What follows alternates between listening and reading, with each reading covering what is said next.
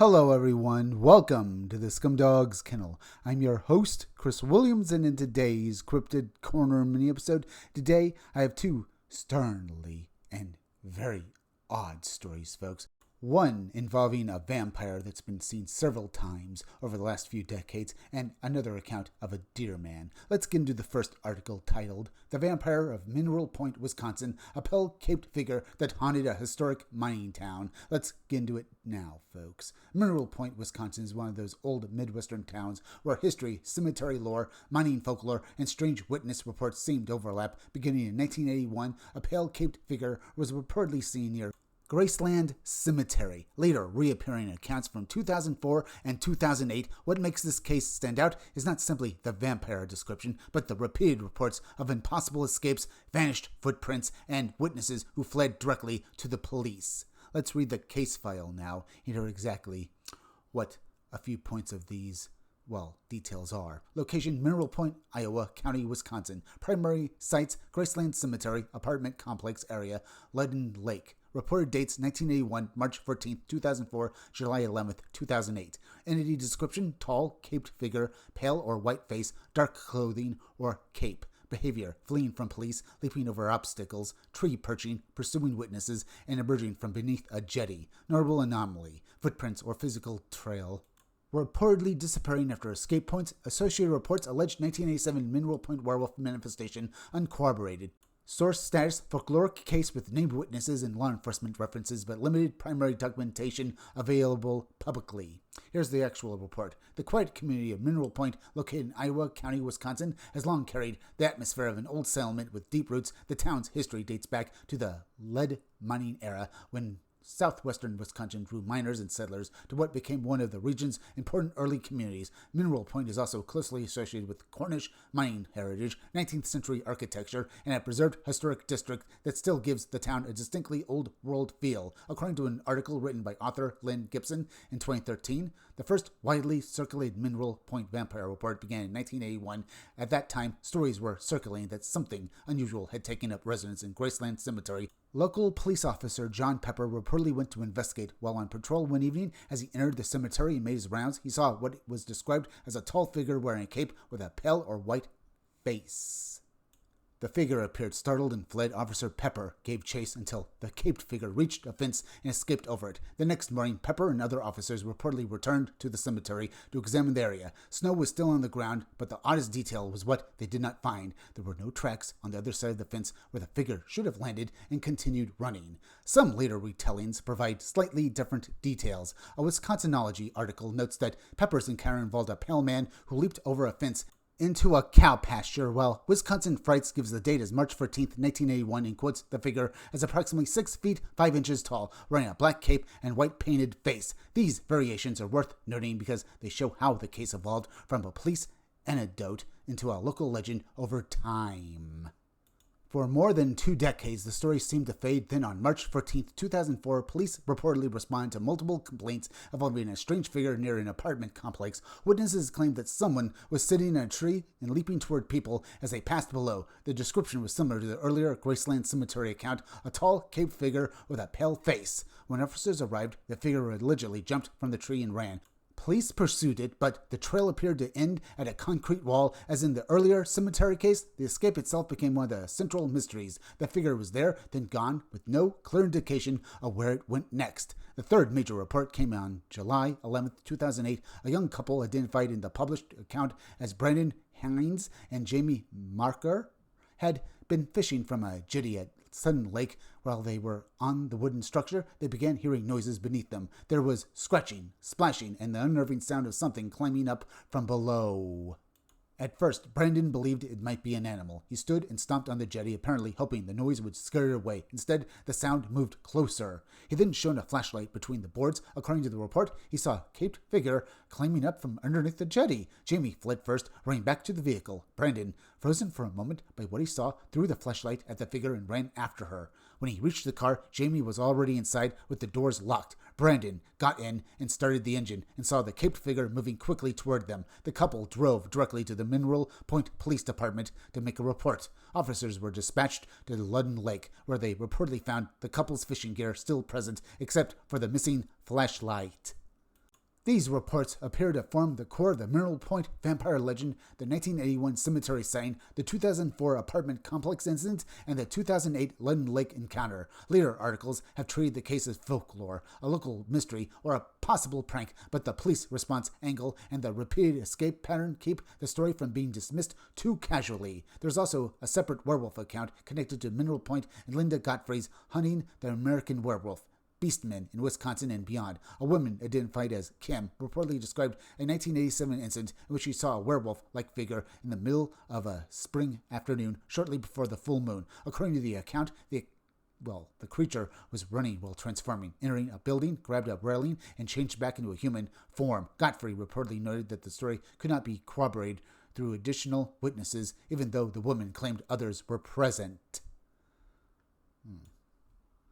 That alleged 1987 incident should be treated separately from the vampire reports. Still, it adds another layer to Mineral Point's odd reputation. Within a relatively small geographic area, the local lore includes a pale-caped cemetery figure, a tree-leaping night stalker, a jetty encounter at London Lake, and a reported werewolf manifestation.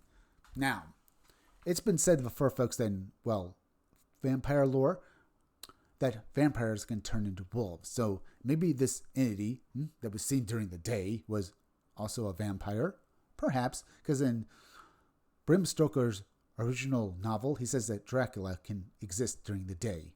At least that's as far as I know, folks. So maybe there's more to this. What with this entity apparently basically being seen. Now, in Linda Godfrey's novel, folks, or basically her book, she mentions that the witness saw this entity transforming into a werewolf, grabbing something and transforming back. So that is odd. But was it also, or has any relationship to the vampire? There could be, because they're in the same general area. We'll talk more about this later. Let's move on to the next article titled, Pendleton, Oregon, Deer Man Encounter. Witness sees a half-human, half-deer figure in a vacant lot. Let's get into this particular story, folks, and hear about this other deer man encounter, folks. In the summer of 2001, shortly after graduating from Pendleton High School in Pendleton, Oregon, the witness stepped onto a friend's porch expecting nothing more than a quiet cigarette. Instead, he saw something standing across the street in a weed-filled vacant lot, a figure that looked like a deer from the lower body down but appeared disturbingly human from the torso up. The encounter lasted only minutes, but the image stayed with him for more than 2 decades. Let's read the case file that gives a few points of interest to this story. Case type, humanoid, possible shapeshifter, deer man, spirit entity, date, summer 2001. Location, Rice Division area, Pendleton, Oregon. Setting, residential neighborhood near a large field and vacant lot. Time, evening. Witness and witnesses, recent Pendleton High School graduate. Entity description, lower body resembling a deer, upper body resembling a man. Notable features, 4 deer-like legs, bushy white tail, human torso, arms, head, long black hair, possible black leather jacket. Behavior, motionless, unaware of the witness, staring into the distance. Duration, estimated at a few minutes. Secondary context, Native American customer later identified the figure as a spirit or shapeshifter and warned the witness to avoid it. Emotional tone, shock, disbelief, silence, long-term memory impact. Follow-up, no known second sign by the witness. Those are some interesting points to this story, folks. They give you a few details to think about. But let's hear the actual account now and read through what the witness actually experienced. This incident took place during the summer of 2001. I had just graduated from Pendleton High School in Pendleton, Oregon. It was evening, and I was at my friend's Eddie's house. His parents were out of town, so we were just unwinding a bit. Eddie's house was in the Rice Division area of Pendleton, next to a large field. Around there, seeing wildlife was not unusual, especially deer. At one point, I stepped out onto Eddie's front porch to have a cigarette. I was standing there when I looked across the street toward an empty lot full of weeds. That is when I saw what I first thought was a deer. At first glance, it looked like any other deer I had seen before. It had 4 legs and a bushy white tail, but as my eyes moved upward toward the torso, I realized something was very wrong. The top half of the deer was a man, so it was basically a kind of centaur, except it was more like basically a kind of man-deer hybrid sort of centaur entity, folks, if that is easier for you all to imagine. But let's read on now. I could see his chest, arms, and head. He had long black hair and appeared to be wearing a black leather jacket. I just stood there staring at it. The figure never noticed me on the porch. It did not turn around. It did not react at all. Drag after drag of my cigarette, I stared at it without blinking. It was probably only a couple of minutes, but it felt like a lifetime. The creature never moved. It suddenly stood there, staring off into the distance.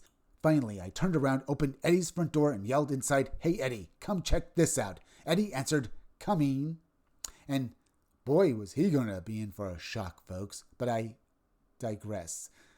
When he actually got there, Eddie probably didn't see anything, because I've read too many stories about these kinds of accounts where the witness calls someone and they look away. Now, I'm pretty sure you can all basically see where I'm going here, folks, is that when Eddie got there and he met with his friend probably pointed him in the direction of the entity, and it was probably gone. Let's see if that's exactly what happened. The creature was gone. Eddie stepped outside and asked, "What's up?" I just said, "Never mind," and we both went back inside. Eddie asked me what I had seen. I told him I thought I saw something, but I guess not. I never did tell Eddie what I actually saw. A few days later, I was at work. I worked in the produce department at a local grocery store. I stepped outside to have a cigarette, and one of our regular customers, a Native American man, was outside drinking a can of beer. I stopped and talked with him. I told him what I had seen a few nights earlier. Now, this feels like a scene from a movie, folks, where basically, because this man saw this Native American, individual, he assumes he would have some sort of lore on what he might have seen. It turns out this guy gave him a few ideas of what it could have been. It's very interesting, folks, and I don't want to sound racist now because, Native Americans do have their lore and they have their mythology, and at least this guy who basically asked him about it got an idea of what maybe he had seen. But let's read on about this as well now and see where this story is going. He said to me, "That's a spirit, a shapeshifter, skinwalker, the Wendigo." I said something like, "Oh, whoa, okay, thanks." Then he looked at me and said, "Stay away from it if you ever see it again." Over the years, I told a few people the story. Most of the time I was met with laughter or accused of being stoned. But before this incident, I had never heard of anything like this. I had never seen anything like it. It has been more than 20 years since it happened, but in my mind, it still feels like yesterday. Now, what was this entity, folks? Now, this Native American individual, this Indian man, said it was a spirit, a skinwalker, or a Wendigo. Now, to basically be clear here, folks, skinwalkers are basically from Navajo lore, and Wendigos are from Algonquin folklore. But that doesn't mean that these entities don't have a relationship with each other, or that this entity wasn't a spirit. And this is what this man, our witness, saw. I'm just clarifying exactly what these two entities are, folks. It could be that these entities do exist and they even know about each other. It could be they saw a jinn as well, folks, which is another, shape-shifting like entity from Arabic folklore, folks. Because some people have said that basically UFOs, cryptids, and all that stuff has to do with jinn. Or maybe it's the same name for basically Wendigos and skinwalkers in other languages around the world, folks. Maybe they're aliens. Maybe they're something more interdimensional or ultra-terrestrial. Maybe this entity that the man saw was an actual, centaur, folks, from Greek mythology. Except maybe centaurs actually come in a few different flavors, like deer men, or even basically other animals like sheep and goats. I wouldn't be surprised, folks, not just horses, that the, classic mythological image of a centaur is. Then there's also the vampire, folks. Could it also be related to this? Remember, the werewolf that was seen in the same town was seen during the day.